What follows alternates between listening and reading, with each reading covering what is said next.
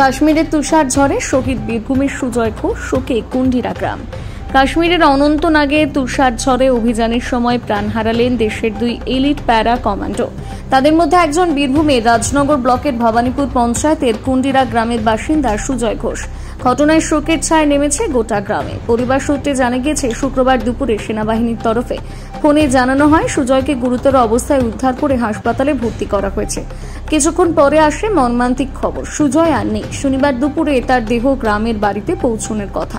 সুজয়ের পরিবারে রয়েছে বাবা রাধেশ্যাম ঘোষ, মা নমিতা ঘোষ, দাদা মৃত্যুঞ্জয় ঘোষ, দাদু ও ছোট ভাই।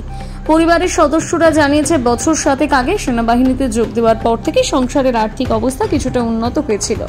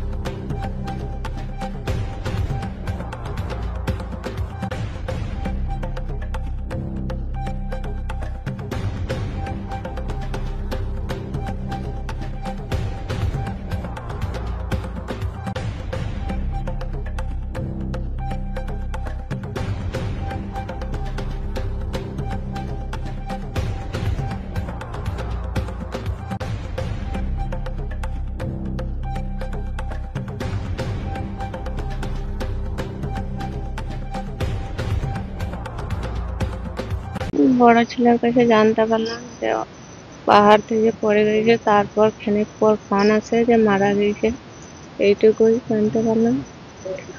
ঘরের সংসারটা সবকিছুই টানতো, সবাইকে ভালোবাসতো, সবাইকে বলতো ভালোভাবে থাকবে, গ্রামকেও ভালোবাসতো, দেশের জন্য প্রাণ দিয়েছে, তার জন্য আমাদের গর্ব।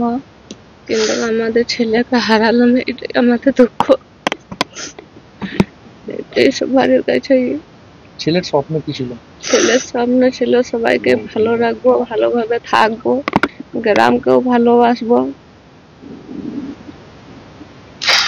সবার সাথে মিশে থাকবো। ছেলের ইচ্ছা কি ছিল? যে ছেলের নামে হওয়ার স্বপ্ন ছিল ছোটই থেকে, ওটাও খুব চেষ্টা ছিল, সব চেষ্টা ছিল। কত সালে চাকরি পেয়েছে? 18। বাংলার কামান। আপনি কি হন? আমি মা হব। আমরা ছোট থেকে একসাথেই বড় হয়েছে, এক ক্লাসে। তো ছোট থেকে ওর ইচ্ছা ছিল আর্মিতে চাকরি করা। তো কোনোদিন মানে নিচু পোস্ট ভাবে না, সবসময়। এখন আমাদের সাথে প্রায় দিন 2-1 দিন মধ্যে কথা হতো যে ওর ইচ্ছা ছিল এনএসজি কমান্ডো হওয়ার, খুবই ইচ্ছা ছিল। প্যারা কমান্ডো থেকে এনএসজি কমান্ডো প্রায় দিনই বলতো যে আমি ট্রেনিং করবো, আর কোনো ট্রেনিংয়েও মিস করতো না, সব ট্রেনিংয়ে পুরোপুরি পাস করতো। শুনে খুবই খারাপ লাগছে, এখনো পর্যন্ত বিশ্বাস করতে পারছি না যে এটা সত্যি কথা। বাড়িতে এসছে? হ্যাঁ। কত ছোট থেকে একদম ছোটবেলায় একসাথেই সব কলেজে? হ্যাঁ, কলেজ পর্যন্ত একসাথেই পড়াশোনা, একসাথেই যারা একসাথেই সবকিছু রানিং করা সব। এনসিসি সময় পড়তো কিরকম ছিল? মানে আমাদের এই রাজনগর ব্লকের মধ্যে রানার হিসাবে ফার্স্ট ক্লাস, বিদ্যাসাগরে কলেজে একদম টপার ছিল, মানে এনসিসির দিক থেকে। ওইখানে ক্যাম্প করা বলুন আর সব কিছুই, মানে প্রতি ক্যাম্পেও যোগদান করত। এনসিসি করতে করতেই চাকরি পায়। কত সালে চাকরি পেয়েছে? 2018 সালে। আমি আমার বন্ধু। কি নাম? আমার নাম দীনবন্ধু ঘোষ। আমি বন্ধু। আমার সঙ্গে লাস্ট 6 তারিখ কথা হয়। 6 তারিখ কথা হওয়ার পরে বলেছিল যে আমার ফোন এখন একটু উপরে যাবো, তো ফোনে কোনো নেটওয়ার্ক থাকবে না। তো এরকম মাঝে মাঝে বলতো আর কি, মাঝে মাঝে হতো। তো তারপর থেকে ফোনে কথা হয়নি। তো আজকে সকাল 11:30টায় আমার কাছে ফোন আসে যে সুজয় একটু আঘাত লেগেছে, আইসিইউতে ভর্তি আছে। আমি তখন ব্যাংকে ছিলাম, আমি তাড়াতাড়ি বাড়ি এলাম। বাড়ি এসে বাবাকে বললাম, বাবা এই ব্যাপার, একটু চোট লেগেছে ভাইয়ের। ঠিক আছে। তারপরে ঠিক 1-1.5 ঘন্টা নাগাদ আবার ফোন আসে ওদের অফিসে। সিও সাহেব ফোন করেন আমাকে যে আপনি কি সুজয় ঘোষের দাদা? বলছে হ্যাঁ।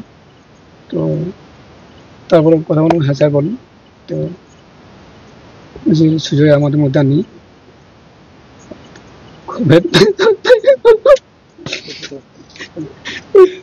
শুনে আমার খুব ইয়ে, আমি তো কান্নায় ভেঙে পড়লাম। আমি কোথায় বাবাকে বললাম, বাবাকে বলার পরে আবার সিও সাহেব বললো যে দেখুন আপনি পরিবারকে একটু ইয়ে করুন, আমি নেক্সট আবার ফোন করছি। তারপরে আবার একবার ফোনে কথা হলো, কখন কি আনা হবে, কি হবে না হবে, এই ব্যাপারে এইটুকু আমার সাথে কথা হয়েছে। কোথায় পোস্টে ছিল?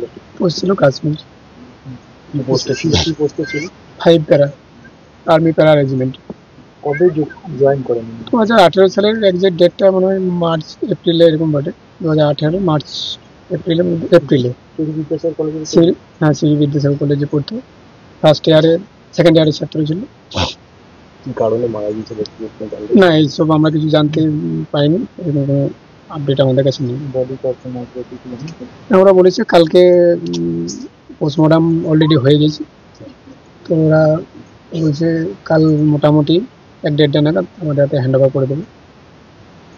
এই পর্যন্ত আমাদের কাছে আপাতত খবর আছে। বয়স কত? বয়স ছিল আপনার 28।